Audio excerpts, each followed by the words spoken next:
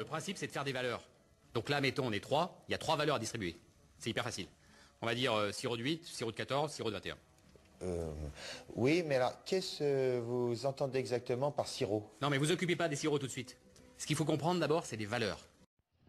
Et salut à tous, et on retourne encore dans le beau monde de Warhammer, le bon monde de la bière et des champignons. Et oui, parce qu'aujourd'hui ça va être un affrontement que j'adore, voilà, des armées atypiques, les nains contre leurs pires ennemis, les fameux orques et gobelins. Et oui, alors là les règles vont tout faire pour qu'on se foute sur la gueule au maximum. C'est deux armées que j'aime beaucoup, je joue les orques et gobelins depuis très longtemps, et mon armée naine, bon, a eu quelques déboires, mais se débrouille comme elle peut, elle m'a apporté de belles victoires également. Donc une bâche encore, hein, comme vous le savez, je reste dans le scénario classique, je ne m'embête pas. Et je reste avec mon bon vieux photofiltre et mes photos prises sur mon bar, encore une fois, amateur en premier. Donc voici le plan de la table simple, simpliste, beaucoup de petits décors pour devoir manœuvrer, une sorte de ligne médiane qui coupe la table en deux, en diagonale. Des petites têtes de terrain dangereux ou des forêts, mais très excentrées pour avoir soit une bonne ligne de vue pour les nains, ou bien une bonne plaine pour ravager avec les orques. Alors on va commencer par le descriptif de l'armée orque, c'est une bataille à 2000 points. Alors voici le descriptif. Alors comme vous le voyez, je suis basé surtout sur un gros nœud orque noir. Donc le seigneur bien sûr, le grand général, le GG orque noir, avec plus de attaques, la ténacité pour rendre son chausson horrible à affronter. Les héros, un petit chaman orque niveau 2. Oui, alors j'ai mis un pum parce que je prends des listes qui sont déjà faites. Un chef orque noir GB, voilà, le petit duo. Pas beaucoup de héros, mais beaucoup. J'aime bien avoir des gros blocs de troupes pour les orques et gobelins. Les unités de base, alors, comme je vous disais, 24 orques costos, voilà, avec attaque enflammée. Comme je vous disais, c'est pas du tout fait pour les nains, mais c'est pas grave, c'est des listes que j'avais déjà faites. Et j'ai pas mis le chef, pour 15 points, merci, quoi. La lance et le bouclier, parce que j'aime bien des costauds qui frappent sur 3 rangs. Avec la règle de plus 1 en force au premier round, ça peut faire très mal. J'ai déjà décalqué 2-3 abos avec ça. 30 gobelins de la nuit, voilà, avec un étendard, un musicien et 3 fanatiques. Oui, parce que j'aime les gobelins et j'aime les fanatiques. 20 gobelins de la nuit archers, que je mets en rang de 10, pour pouvoir faire 20 tirs à 18 pas au plus rapidement. Avec un petit musicien pour leur permettre de se retourner et de tirer. 3 fanatiques également. Unité spéciale, le tank, le gros chausson, les 28 orques noirs avec étendard, musicien et bouclier. Voilà, ça quasiment je le joue tout le temps maintenant, même à 1500 points, c'est horrible sur la table. Soit tout le monde se concentre dessus et oublie les petites unités, soit tout le monde l'évite. 5 orques sur sanglier avec état-major complet, lance et bouclier, voilà, pour avoir une petite force de frappe rapide sur les côtés. Un char orque pour les accompagner. Et bien sûr, à ne pas oublier la fameuse Ragnarok, évidemment, on est obligé de la jouer celle-ci, surtout contre des nains. J'aime la Ragnarok. Voilà. Donc on enchaîne avec leur déploiement. Alors, leur déploiement, ils ont été les premiers à se poser. Alors de gauche à droite, tout à gauche vous avez les orques sur sanglier, c'est pas les orques sauvages, hein, c'est les orques sur sanglier. J'aime mieux les orques sur sanglier parce qu'ils sont un peu plus blindés que les orques sauvages, même si c'est plus drôle de jouer orques sauvages, mais bon, on verra pour d'autres parties. Ensuite, les archers gobelins de la nuit, bien en ligne, comme ça, pour apporter voilà, un peu de fanatique en centre de table, ou bien pour empêcher les prises de flanc. Le char orc qui les accompagne, voilà toujours, hein, j'aime bien les flanquer d'un char orc. Ensuite, la Ragnarok, en plein centre, pour bénéficier du commandement de l'orque noir. Le gros chausson de l'orque noir avec l'AGB orque noir et le GG. À côté de ça, les costos avec le chaman, voilà. Et pour finir, les 30 gobelins de la nuit sur toute la droite, là aussi. Bon, ils sont tout seuls, mais bon, c'est pas très très grave. J'aime bien jouer un gros bloc de gobelins de la nuit sur les côtés, ça amène encore plus de fanatiques. Donc voilà pour les orques et gobelins. Descriptif des nains. Alors, descriptif des nains. Voici l'armée naine, là aussi que j'aime beaucoup. Une armée avec des bons chaussons. J'aime la bâche, j'aime foutre sur la gueule. J'aime pas trop jouer en savonnette. Bon, vous allez me dire, jouer en savonnette avec des nains, c'est pas facile. Alors, le seigneur nain. Le seigneur nain, bien sûr, c'est mon tueur d'Aragnarok ou d'Abo. Hein. Qu'est-ce que je l'aime celui-ci. Donc le seigneur avec plus une attaque rune de pierre, sa force qui double s'il attaque une endurance égale ou supérieure à 5. L'invue 4+, l'invue 2+ contre les coups fatals, parce que je l'ai déjà perdu contre des rois des tombes, ça m'avait fait peur. Et un petit bouclier, voilà, je lui ai pas mis les attaques enflammées vu qu'il n'affronte pas de régène. Les héros, j'ai mis donc un forgerune bouclier avec 2 runes, la rune tueuse de sort pour faire un petit pam en fait, et une autre rune qui est une rune sur 4+, et ben vous changez un dé de pouvoir adverse, c'en est un dé de disciple pour vous. Moi j'aime beaucoup ça, piquer les petits dés, surtout pour les orques, c'est un peu embêtant pour eux, parce qu'en face il a qu'un petit niveau 2. Le Tan GB, eh ben, avec un petit bouclier et la rune de Valaya, voilà, pour avoir une disciple à 4+, à plus 4 pardon, parce que j'aime bien mieux. Même s'ils ne sont pas masterisés magie, c'est toujours intéressant. Les unités de base, ben les 20 longues barbes, évidemment, immunisé psycho avec bouclier, état-major complet, qu'est-ce que je les aime. Une bonne unité de base, très puissante. Ils sont également accompagnés de 30 guerriers nains, voilà, en parant de 5, parce que j'aime bien avoir la notabilité assez longtemps. Ils sont en état-major complet et bouclier aussi. Les unités spéciales, ben les 28 marteliers, voilà, pour faire le nœud du roi. Voilà, qu'est-ce que je les aime, ceux-ci. Donc les 28 marteliers état-major complet, je leur ai pas mis le bouclier parce que ça sert à rien. Ils frapperont en dernier, mais qu'est-ce qu'ils font mal avec leurs 2 attaques force 5, force 6 ou force 7 s'ils chargent. Terrible. Le canon rune de feu, parce que c'est nain. Et les 2 unités rares, les 10 drakes de feu, que j'adore, qui sont les seules unités de tir des nains qui peuvent pivoter et tourner en fait, parce que toutes les autres sinon ont mouvement ou tir, avec un petit musicien justement pour permettre de tirer, et un canon orgue avec la rune de feu. Et oui, parce que c'est toujours nain. Le déploiement. Leur déploiement, bah, il est simple, hein, en réponse aux orques et gobelins. Sur la gauche, vous avez donc le canon orgue qui se met en face des cavaleries, des chars, de l'arac et surtout des gobes. Vous avez les 10 drakes de feu, pareil pour apporter un peu de tir et des blindés sur le flanc droit des nains. Le centre de la ligne est tenu en 3ème position par les guerriers nains et leurs forgerune, voilà, qui est prêt certainement à venir bloquer la Ragnarok ou à venir encaisser les archers gobelins. Face au gros chausson orque noir, on met le gros chausson martelier, voilà, avec le roi et la GB. Voilà, le monstre des champs de bataille.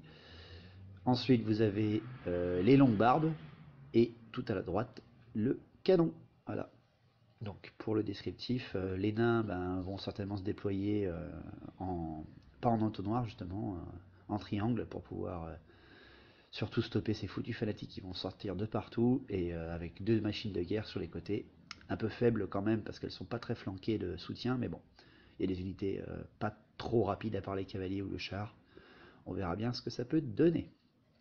Donc voilà ce que donne la table au début de la partie. Et ce sont les orques et gobelins qui ont eu le premier tour. Alors, premier tour des orques et gobelins. Eh ben, tes animosités, avant de faire quoi que ce soit, eh ben, pour une fois, toute la ligne est d'accord. Elle avance donc. C'est parti, on lance toute notre ligne dans une coordination. C'est un chef orque noir, hein. Je joue toujours au roleplay, hein, donc le chef orque noir dirige très bien sa ligne. Tout le monde avance en coordination. Les orques sur sanglier avancent un peu plus vite sur le côté gauche pour venir très vite menacer ce canon orgue qui va faire très mal si on s'en occupe pas très vite. Et voilà. Pour la magie, j'ai pas dit ce qu'avait eu le chaman. Le chaman, il a eu le sort primaire des orques et il a eu, avec une grande chance, le pied de Gork. Voilà, le terrible pied de Gork qui est immonde à affronter. Surtout avec des chamans orques qui aiment beaucoup faire de pouvoirs irrésistibles. Ah ça, j'adore ça. Donc qu'est-ce qui se passe? C'est tout simple, hein. 6 dés, 6 dés, on lance le pied de Gork, et ça passe. Et ça passe. Et le joueur nain a totalement oublié de utiliser sa rune tueuse de sort, je sais pas pourquoi, mais il s'est dit que ça allait dévier ou quoi que ce soit. Donc bien sûr, je l'ai d'abord mis sur les guerriers nains, voilà, parce que les guerriers nains, faut diminuer leur nombre pour qu'ils soient moins importants. Mais il dévie bien, hein, il dévie bien, c'est, si je me trompe pas, c'est 1 dé plus déviation. C'est le petit format qu'il a lancé le chaman, c'est pas le gros format. Donc il dévie, en fait il touche 3 guerriers nains et ben justement, il en tue 3. Après, il ne peut pas repiétiner vu que ce n'est pas la grande version. Donc finalement, il a bien fait de ne pas utiliser sa rune tueuse de sort. Donc voilà pour la magie. Pas de tir parce que les archers gobelins ont avancé au maximum, le Houda de la Ragnarok également.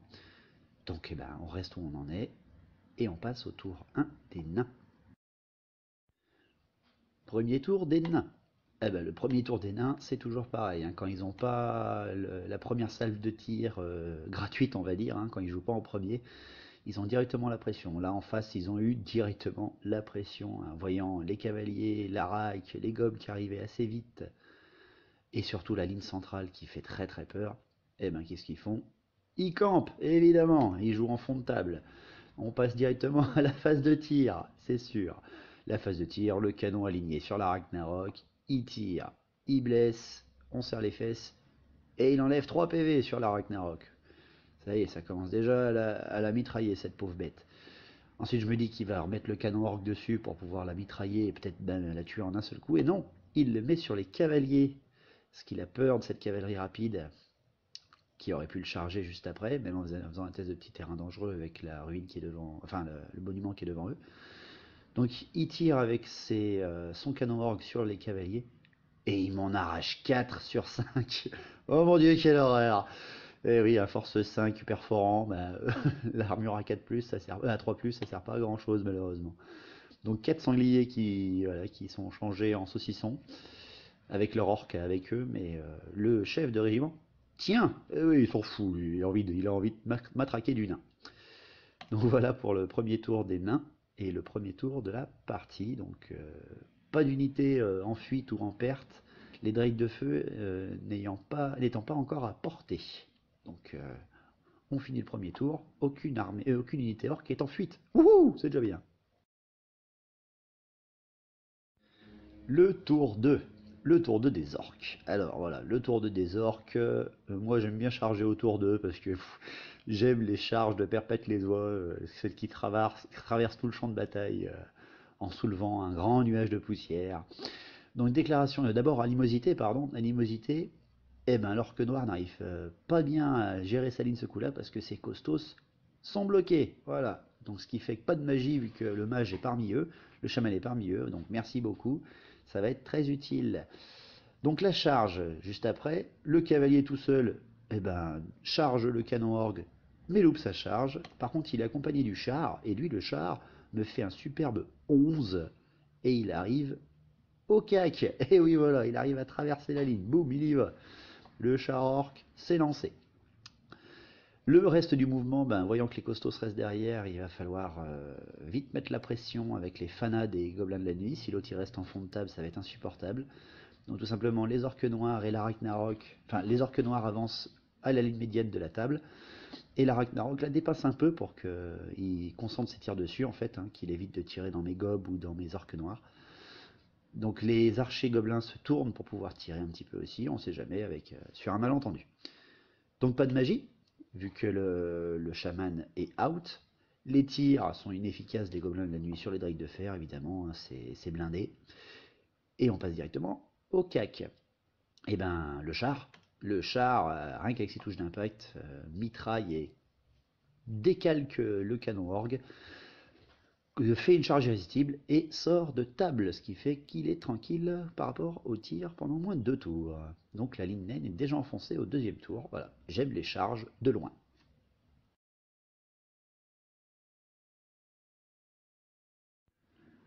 Le tour 2 des nains. Bon, la ligne est déjà enfoncée, on a perdu une pièce d'artillerie, Lara qui est encore bien en forme, les orques noirs sont menaçants et ils sont face au martelé, ça donne envie de vouloir y aller. Mais non, ça campe, encore une fois, ils préfèrent recevoir la charge qu'en donner une, ce qui est un petit peu bêta, mais bon, c'est pas très grave. Donc qu'est-ce qu'il fait? Ben, il retire, le canon étant encore un petit peu aligné sur la raque, il tente le coup, il la blesse, enfin il la touche, il la blesse, et il lui enlève que 2 PV. Et là je souffle, je me dis putain, la raque elle va pouvoir charger dans les guerriers ou ces foutus de rails de fer. Sauf que justement, ces blindés de rails de fer que peu de gens jouent, et ben ils tirent. Et il me la décalque. Il lui enlève les derniers PV. Merci, au revoir, à la prochaine. Terrible, je perds mon Arachnarok au tour qu'il fallait pas. Bon, bah tant pis, hein. De toute façon, elle a attiré les tirs. Toutes mes autres unités sont full à part les cavaliers, donc ça va pouvoir être bon quand même. On va pas trop pleurer. Et donc, pas de cac vu il a préféré tirer. Et on passe directement au tour 3. Le tour 3. Alors, les peaux vertes, mes chères peaux vertes. Alors, tes animosités, eh ben les costauds se loupent encore. Oh bordel, les costauds et le chaman sont encore bloqués pour un tour. Donc, dans un magnifique élan de survivalisme ou de folie, ça dépend, le chef des orques sur sanglier déclare une charge du dernier samouraï. Hein, quand on a une épée et qu'on charge des mecs avec des fusils, ben on meurt, mais c'est pas grave. Il tente de charger les drakes de fer. La riposte lui arrache 5 PV. Merci, au revoir, à la prochaine. C'est pas grave, moi j'aime bien jouer l'orque débile. Quand il y a des pièges, j'aime bien tomber dedans. Quand il y a des trucs, des murs, j'aime bien foncer dedans. C'est pas grave. Le char revient. Le char revient, il se met bien sur les flancs des drakes de fer pour bien pouvoir les prendre au tour 4. Et le reste de la ligne avance à balle. Mais qu'est-ce que je fais avancer à balle? Eh bien simplement les gobelins. Je les avance au maximum à 8 pas. Et comme ça, je libère une pluie de fanatiques sur ces enfoirés de nains. Non, je déconne, je les adore, les nains. Comme les orques d'ailleurs. Donc, 6 fanatiques, 3 de chaque, en fait, 3 pour chaque régiment. Et comme vous le voyez, il n'y en a qu'un seul qui traverse, comme d'habitude, hein, c'est une chance sur 3 quasiment. 2 qui restent bloqués devant, ce qui est assez utile, comme ça il ne pourra pas charger avec toutes ses unités, à moins de perdre la moitié de ses troupes. Donc 2 devant les drakes de fer et un qui traverse les guerriers nains, 2 devant les longues barbes et un qui traverse les longues barbes. Ce qui fait que celui-là qui traverse les guerriers nains en tue 2, et celui qui traverse les longues barbes en tue 4. Ça c'est pas mal. Et surtout ça leur bloque leur ligne de charge pour juste après. La magie est donc bloquée par l'animosité, les tirs, toujours 0 avec les gobes, hein, faut pas exagérer. Et le cac, eh ben, il n'y en a pas. Donc ça va vite, hein, ça va vite. On passe directement au tour 3 des nains. Bon, le tour 3 des nains. Eh ben ça sent pas bon là pour lui. Hein. Là il le sent, il est oppressé, il est encerclé, la ligne va prendre cher bientôt. Les fanatiques vont être une plaie impossible à déterminer, mais, il y a un trou de souris, il décide enfin de sortir. Il y a un trou de souris pour ces guerriers nains face aux archers gobelins. Et il charge, hein, il déclare une charge avec ses guerriers et son forge rune sur les archers. Un petit tir en riposte qui tue un guerrier, s'il vous plaît, c'est important. Et oui, parce qu'il est passé à travers sur 20 tirs, un guerrier nain qui meurt. Et oui, c'est très important de le signaler. Et puis voilà, pas d'autre charge et il décide de ne pas tenter le diable à traverser les fanatiques. Il décide même d'ailleurs de réduire leur nombre car il utilise un canon qui est bien aligné sur deux fanatiques.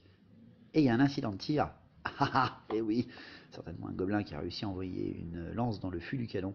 Et il pourra pas tirer pendant 2 tours. Wouhou, il pourra tirer qu'à la fin du jeu. C'est ça qui est bien.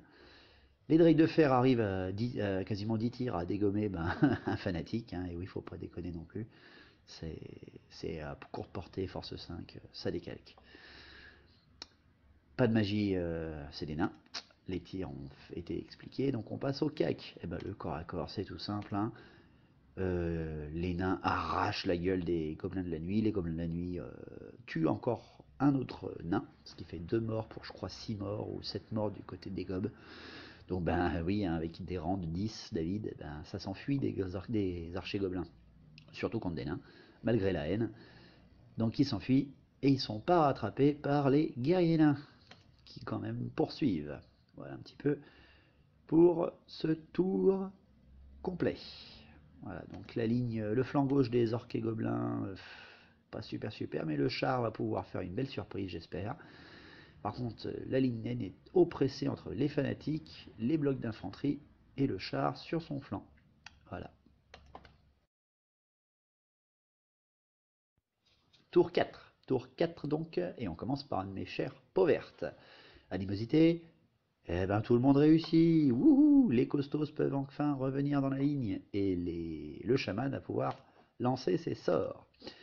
Alors, l'animosité ayant réussi sur toute ma ligne, les charges sont lancées. Le char charge le flanc des drakes de fer, les drakes de fer qui n'ont pas pu se reformer tout à l'heure à cause des fanatiques tout simplement.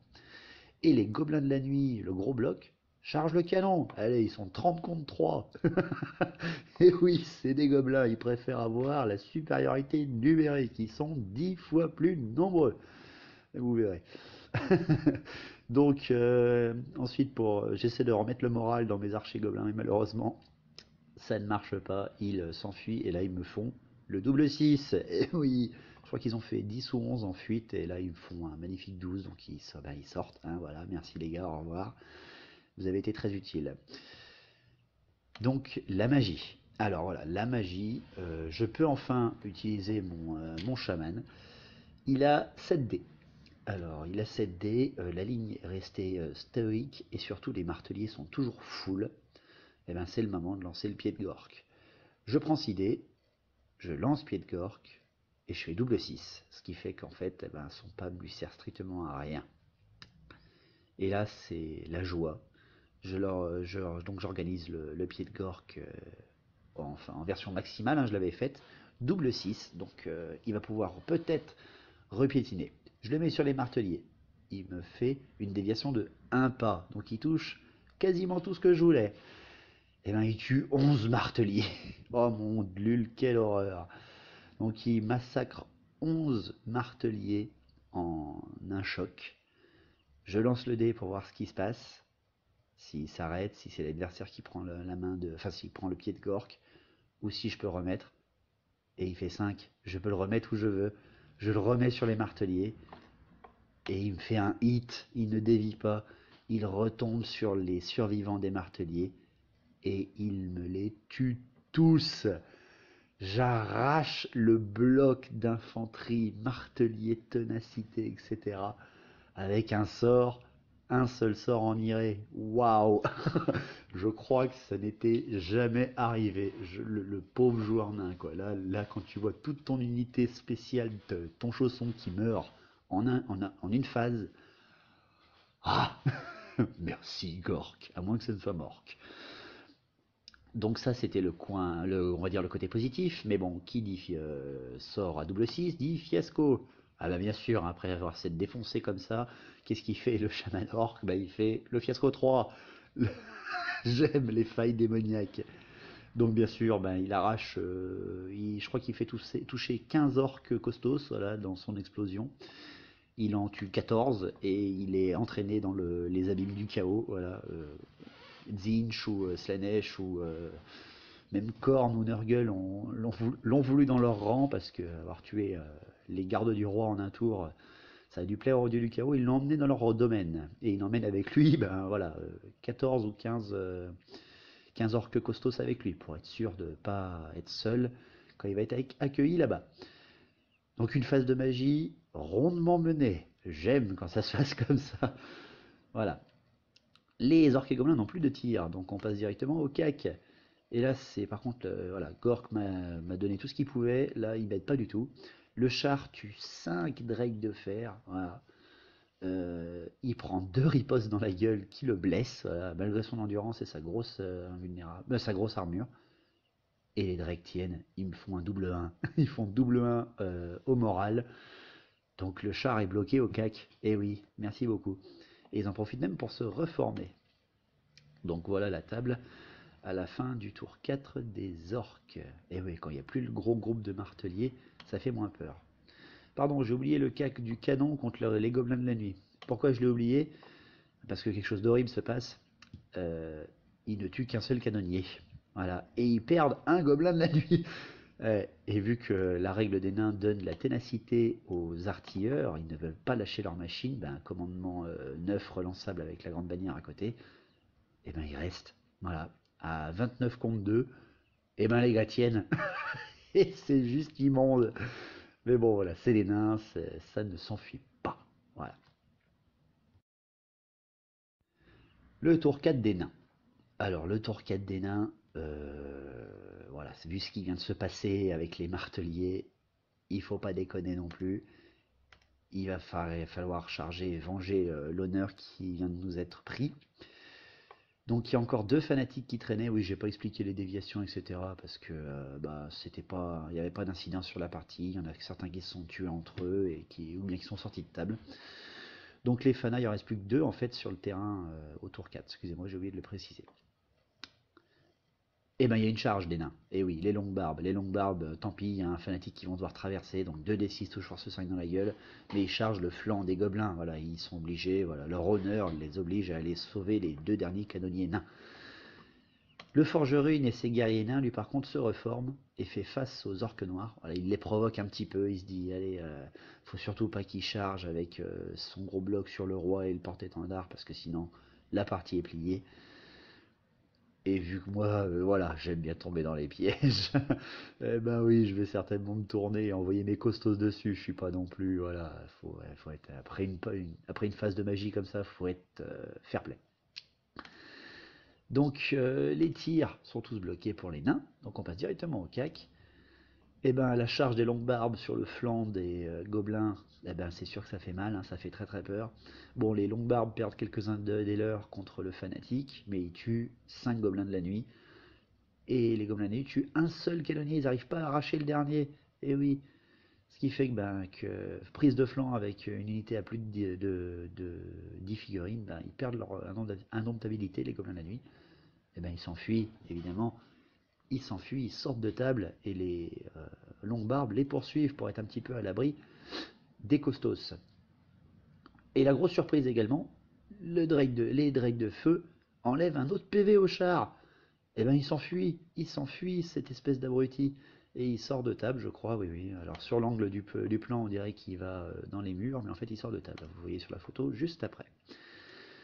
Donc voilà la table autour à la fin du tour 4. Donc voilà, il ne reste plus qu'en fait 2 unités orques et gobelins sur la table. Donc là, avec les cacs, eh ben, il a un petit peu sauvé la situation, le joueur. Le tour 5. Alors le tour 5, il va falloir rattraper un peu la situation qui est en train de se passer là. Donc qu'est-ce qu'il va faire? Eh ben, il déclare une charge, l'animosité marchant pour les costauds. Ça devait être le chaman qui foutait sa merde. L'animosité marchant pour tout le monde, ben, les costauds chargent le roi et le porte-étendard. Voilà, ils vont pas charger de dos les longues barbes parce que c'était trop beau. Ouais, non, non, c'était trop beau. Oui, je charge pas avec les orques noirs sur 2 petits pélons parce que ben, les défis vont faire affronter les héros entre eux. Et franchement, j'ai pas le goût parce que mon orque noir fait mal, mais le seigneur nain, je sais qu'il fait mal contre lui. Surtout qu'il a les relances, lui. Donc les orques noirs se tournent. Les costos chargent les 2 petits péons et loupent. Ils me font 2. Bande de gros boulets. Oh là là, c'est horrible. C'est juste dégueulasse. Donc bah charge loupée, plus de tir, plus de magie, le dernier fanatique tourne un peu autour d'eux, et voilà, c'est tout ce qui se passe pour le tour 5 des orques et gobelins, n'importe quoi. Le tour 5 des nains. Bon ben, si on a provoqué, on a de l'honneur, hein. on répond à la provocation. Donc les guerriers nains, bon ben, se sacrifient un petit peu pour occuper le gros bloc d'infanterie ennemie. Voilà. Par contre, le roi nain et l'AGB chargent les 10 costos qui restent. Et oui, parce qu'ils s'ils arrivent à les arracher, c'est pas du tout pareil. Les longues barbes se reforment, les drakes de fer et les drakes de feu également. Pas de magie, pas de tir vu qu'il est toujours en incident et qu'il est tout seul. Il pourra tirer que au dernier tour. Ah si, pardon, il y a un tir, les drakes de feu dégomment le dernier fanatique. Eh oui, eh oui, oui, oui. Parce que ça aurait pu faire une petite surprise avec avec eux-mêmes ou bien avec les longues barbes. Kek, eh ben corps à corps, duel, bien sûr, le forgeron est obligé de déclarer un défi.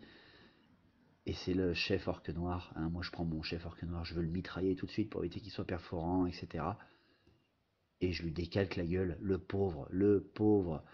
Bien sûr qu'il paye, il perd, bien sûr qu'il se fait décalquer la gueule, le pauvre. C'est terrible à dire, mais bon. Les orques noirs prennent 2 qui coupent, parce qu'avec leur règle de justement 2 qui coupent, ils ont force 5 au premier round. Et ils arrachent, je crois, je ne sais plus combien de nains, je crois qu'ils en arrachent plus d'une demi-douzaine. sans compter la règle de carnage du duel. Donc bien sûr, ils perdent le combat de largement. Le corps à corps par contre du roi nain et du porte-étendard sont très différents. Ils arrachent chacun 3 adversaires. Merci, au revoir, à la prochaine. Les costauds s'enfuient et sont rattrapés. Merci les gars, vous êtes voilà, vous avez servi à rien. C'est terrible. Les guerriers nains s'enfuient donc en réponse au corps à corps. Les orques noirs les poursuivent mais ne les rattrapent pas. Voilà. Donc ça c'était le tour 5 des nains. Il reste plus que les orques noirs, voilà, le nain a sauvé la situation, la partie est pliée, c'est foutu. C'est pas grave, on va pouvoir quand même s'amuser avec les guerriers nains qui sont en train de courir. Allez, dernier tour des orques et gobelins, enfin des orques noirs, vu qu'il n'y a plus que ça sur la table. Donc, unité en fuite que vous poursuivez, vous la rechargez à votre tour, il faut le faire, hein, quelle qu'elle soit. Je déclare la charge, vu qu'ils ne sont pas d'animosité, les orques noirs, sur les guerriers nains, je les rattrape, je les massacre. Et voilà, ça c'était le tour 6 des orques et gobelins. Le chef orque noir, voyant que toute son armée a été décimée, mais qu'il a détruit les blocs d'infanterie importants de l'adversaire, décide de se diriger lentement vers la forêt, enfin la sortie du champ de bataille. Voilà, pour lui, il a fait sa part. Il n'abandonne pas, non, il décide juste d'aller trouver un adversaire plus intéressant. Voilà. Donc il va sortir de table, pépère. Mais avant, les nains vont quand même venger un petit peu leur mort et essayer d'arracher quelques mecs au tir. Parce que là, ils peuvent faire un dernier jet, on va dire. Allez, dernier tour des nains, comme vous le voyez, il n'y a rien du tout à faire, aucun cas qui peut être déclaré, aucune charge. Les mouvements, on se reforme pour bien tous regarder les orques et gobelins, voilà, on se rapproche d'eux, on tire au canon dedans, on en arrache 3, et ouais, le dernier servant a survécu aux gobelins et se venge. Les drakes de fer en décalquent 2 de plus, ils sont plus que 5, mais ils en décalquent encore 2.